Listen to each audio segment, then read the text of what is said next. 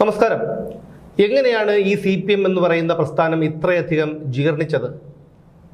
പിണറായി വിജയൻ എന്ന നേതാവാണ് ഈ പാർട്ടിയെ ഇത്രയധികം അധപതിക്കുന്നതിന് കാരണക്കാരനായ പ്രധാനപ്പെട്ട ഒരാൾ.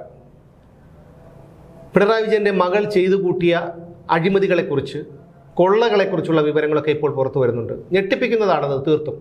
കാരണം മറ്റൊരു രാഷ്ട്രീയ നേതാക്കളുടെ മക്കളും ഇത്തരത്തിലുള്ള അഴിമതികളൊന്നും നടത്തിയതായി നമ്മൾ കേട്ടിട്ടില്ല. അതൊക്കെ ഒരു അത്ഭുതമാണ്.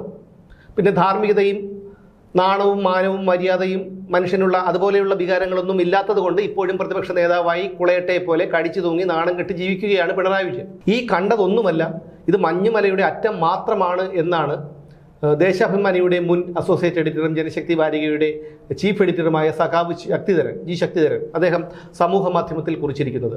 എന്തുകൊണ്ടാണ് അദ്ദേഹത്തിൻ്റെ ഫേസ്ബുക്ക് കുറിപ്പുകൾ ഞാൻ പലപ്പോഴും വീഡിയോകളാക്കി നിങ്ങളുടെ മുന്നിൽ എത്തിക്കുന്നത് എന്ന് ചോദിച്ചാൽ, അദ്ദേഹം പറയുന്നത് പോലെ പറയാനൊന്നും നമുക്ക് ആർക്കും കഴിയില്ല. കാരണം അദ്ദേഹം പാർട്ടിക്കുള്ളിൽ നിന്നുകൊണ്ട് പാർട്ടിക്ക് വേണ്ടി പ്രവർത്തിച്ച ഒരാളാണ്. ഒടുവിൽ പാർട്ടിയിൽ നിന്ന് പുറത്താക്കപ്പെട്ട ഒരാളാണ്. അനീതികൾക്കെതിരെ പോരാടുന്ന ഒരാളാണ്. പാർട്ടിയിലെ അപജയങ്ങൾക്കെതിരെ ശബ്ദമുയർത്തുന്ന ഒരാളാണ്. അതുകൊണ്ട് തന്നെയാണ് അദ്ദേഹത്തിൻ്റെ ഇത്തരം എഴുത്തുകളെ ഞാൻ വീഡിയോകളായി നിങ്ങളുടെ മുന്നിൽ എത്തിക്കുന്നത്. ഈ വിഷയത്തെക്കുറിച്ച് അദ്ദേഹം സമൂഹ മാധ്യമത്തിൽ എഴുതിയിരിക്കുന്നത് മഞ്ഞുമലയുടെ അറ്റം മാത്രമേ ED പുറത്തു കാണിച്ചിട്ടുള്ളൂ എന്നാണ്. അതായത് മഞ്ഞുമലയുടെ അറ്റം മാത്രമേ പുറത്തു കാണിച്ചിട്ടുള്ളൂ ED എന്ന് പറഞ്ഞ് അദ്ദേഹം ഒരു തലക്കെട്ടിൽ എഴുതിയ ഒരു കുറിപ്പാണ് ഞാൻ ഈ പറയുന്നത്. സഖാക്കളെ, തലകറങ്ങി പോകരുത്. നിങ്ങളുടെ ചോരയും നീരും കൊണ്ട് കെട്ടി ഉയർത്തിയ കമ്മ്യൂണിസ്റ്റ് പ്രസ്ഥാനം സ്വതന്ത്ര കേരളം ഇതേവരെ നേരിട്ടിട്ടില്ലാത്ത പ്രതിസന്ധിയിലാണ്. ഇപ്പോൾ അവശേഷിക്കുന്ന സൂര്യവെളിച്ചം കൂടി കെട്ടുപോയാൽ കോടിക്കണക്കിന് ഏഴകൾ അനാഥരാകും. ഇതും കമ്മ്യൂണിസത്തിന്റെ ഊഷരഭൂമിയാകും. ഈ കോട്ടമതിൽ അടക്കി വാഴുന്ന കാളികൂളി സംഘം എത്ര നാൾ ചെങ്കൊടിയുമായി ഉറച്ചു നിൽക്കുമെന്ന് ഉറപ്പില്ല. ആരാച്ചാരുടെ പണിയാണ് MV ഗോവിന്ദനും മറ്റും തിരശ്ശീലയ്ക്ക് പിന്നിലിരുന്ന് ചെയ്തു കൂട്ടുന്നത്. സോഷ്യലിസ്റ്റ് വ്യവസ്ഥ തകർന്നടിഞ്ഞ രാജ്യത്തെല്ലാം കമ്മ്യൂണിസ്റ്റ് പാർട്ടിയിൽ ഇത്തിൽ കണ്ണികളായി ഉയർന്നു വന്ന നേതൃവർഗം പാർട്ടിയെ ഗളഹസ്തം ചെയ്തിട്ടുണ്ട്. അവർ ഭരണത്തിൻ്റെ ഉച്ഛിഷ്ടങ്ങൾ രുചിച്ച് പുതിയ ഭരണവർഗത്തെ സൃഷ്ടിക്കുന്നു. അണികളിലെ വിപ്ലവ വീര്യം ചോർത്തുന്നു. അതിൻ്റെ ഏറ്റവും ഒടുവിലത്തെ ലക്ഷണമൊത്ത ഉദാഹരണമാണ് സഖാവ് മുഹമ്മദ് റിയാസ്. 10 വർഷത്തെ ഭരണം കൊണ്ട് എത്ര കോടികളാണ് സുഹൃത്ത് വൃന്ദം വഴി വെളുപ്പിച്ചെടുത്തത്. കാരണഭൂതൻ ഇതൊന്നും അറിയില്ലെന്ന് പറഞ്ഞാൽ ആര് വിശ്വസിക്കും? പഠിച്ച കള്ളനാണ് അദ്ദേഹം. കർക്കശക്കാരൻ എന്ന നാട്യത്തിൽ ജീവിച്ച് പാർട്ടിയെ അകവും പുറവും കടിച്ചു പറിച്ചു തിന്നുന്ന ജന്തു. അദ്ദേഹത്തെ പാർട്ടിക്ക് പുറത്തുപോയി വിമർശിച്ചപ്പോൾ പാർശ്വവർത്തികൾ എനിക്ക് പാർട്ടി വിരുദ്ധൻ എന്ന കരിമുദ്ര ചാർത്തി തന്നു. എനിക്ക് ഇന്നും ഓർമ്മയുണ്ട്. എനിക്കെതിരെ ആദ്യമായി തൊഴിലാളി വർഗത്തിൻ്റെ ഈറ്റില്ലമായ കളമശ്ശേരിയിൽ എന്നെ വ്യക്തിപരമായി അധിക്ഷേപിച്ച് അദ്ദേഹം നടത്തിയ പ്രസംഗം. സത്യത്തിൽ എൻ്റെ മനസ്സന്ന് നീറി.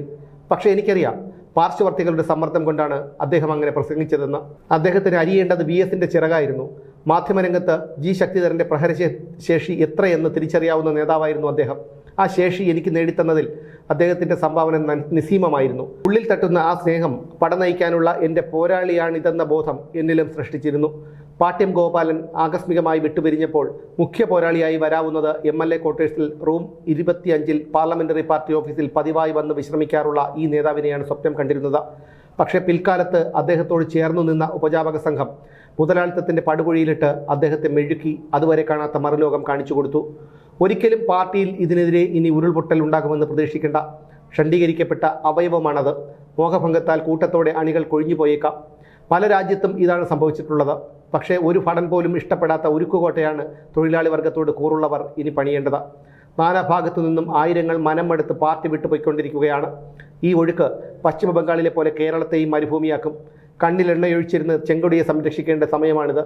ഇപ്പോൾ പുറത്തു വന്നിരിക്കുന്നത് മഞ്ഞുമലയുടെ അറ്റം മാത്രം. അധികാരം മുതലാക്കി അപഹരിച്ചെടുത്ത കോടാനുകോടികൾ മാളത്തിലുണ്ട്. അതിൻ്റെ താണ്ഡവ നൃത്തം കാണാനിരിക്കുന്നതേയുള്ളൂ എന്ന് പറഞ്ഞാണ് ശക്തിധരൻ തൻ്റെ കുറിപ്പ് അവസാനിപ്പിച്ചിരിക്കുന്നത്. പക്ഷേ അദ്ദേഹം ഇപ്പോഴും വിശ്വസിക്കുന്നത് കമ്മ്യൂണിസം തിരിച്ചു വരുമെന്നാണ്. കമ്മ്യൂണിസം ഒരു ചെറിയ പ്രതീക്ഷ അദ്ദേഹത്തിനുണ്ട്. കമ്മ്യൂണിസം ഇല്ലാതെ ഒരു നാടിനോ അല്ലെങ്കിൽ കേരളത്തിനോ നിലനിൽപ്പില്ല എന്നുള്ളതാണ് അദ്ദേഹത്തിൻ്റെ ഇപ്പോഴത്തെയും ഒരു നിലപാട് എന്നെനിക്ക് തോന്നുന്നു. അതിന് അദ്ദേഹത്തെ കുറ്റം പറഞ്ഞിട്ട് കാര്യമില്ല. കാരണം കറകളഞ്ഞ ഒരു കമ്മ്യൂണിസ്റ്റുകാരന് ഒരിക്കലും പ്രസ്ഥാനം നശിച്ചു പോകുന്നത് താങ്ങാൻ കഴിയുന്ന ഒന്നല്ല. അതുകൊണ്ട് തന്നെ ആയിരിക്കാം അദ്ദേഹം അത് പ്രതീക്ഷിക്കുന്നതും അങ്ങനെ കമ്മ്യൂണിസം തിരിച്ചു വരുമെന്ന് പ്രതീക്ഷിക്കുന്നതും. ED ഉദ്യോഗസ്ഥർ പുറത്തുവിട്ട ഓരോ കാര്യങ്ങളും വളരെയധികം ഗുരുതരമായിട്ടുള്ളൊരു കാര്യമാണ്. പിണറായി വിജയനെ പോലെയുള്ള ഒരു നേതാവ്, അയാളൊരു പാർട്ടി വളരെ കർക്കശക്കാരനായിരുന്നു എന്ന് ഭാവിച്ചുകൊണ്ടാണ് അയാൾ ഇതെല്ലാം ചെയ്തു കൂട്ടിയത്. അയാളുടെ ഉപജാപക സംഘമോ അല്ലെങ്കിൽ അയാളോട് ചേർന്ന് നിൽക്കുന്ന ആരെങ്കിലുമാണ് അയാളെ ഇങ്ങനെയാക്കിയത് എന്ന് പറഞ്ഞാൽ അത് അംഗീകരിക്കേണ്ട ബാധ്യത കേരളത്തിലെ പൊതുസമൂഹത്തിനില്ല. എന്തായാലും പിണറായി വിജയനും പിണറായി വിജയൻ്റെ കുടുംബത്തിനും അത് ഈ കേരളത്തിലെ ലക്ഷക്കണക്കിന് ആളുകളുടെ ശാപം പ്രാക്ക് ഉണ്ട്. കാരണം നിരപരാധികളായ ഒരുപാട് പേരെ നശിപ്പിച്ച ഒരു മനുഷ്യനും പ്രസ്ഥാനവുമാണ്, അതിന് നേതൃത്വം നൽകിയ ഒരു മനുഷ്യനുമാണ് അദ്ദേഹം. അതുകൊണ്ട് ഇനി എന്താണ് ഉണ്ടാകുന്നത് എന്നുള്ള കാര്യം വരുന്ന ഓരോ മണിക്കൂറിലും നിർണായകം തന്നെയാണ്.